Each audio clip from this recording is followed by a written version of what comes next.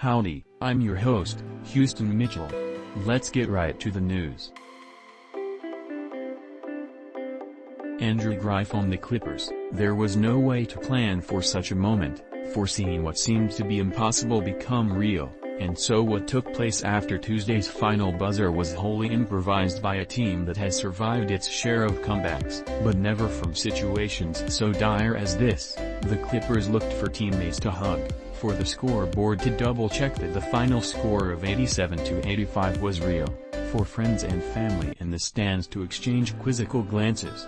When Amir Coffey ran into the tunnel toward his locker room, he stopped to hug point guard Reggie Jackson, who by that point had given his Nikes, his glasses and his headband to fans. Jackson walked to the locker room in his socks, breathing deeply, the franchise's fourth largest comeback behind him, the season's second half ahead. After mustering only 28 points in the first half, and trailing by 25 points while being out-rebounded by 20 in the third quarter, the Clippers went small to win big and create a victory that combined the hallmarks of their season's first half, at times brutal offense, stable defense and a grit that. Denver's Nikola Jokic missed a running three-pointer in the final seconds to secure one of the most improbable second halves of the season considering what took place during the first. They looked listless. Then they turned relentless. They couldn't score a basket, making one of their first 14 three-pointers. Then they made 9 of their last 20.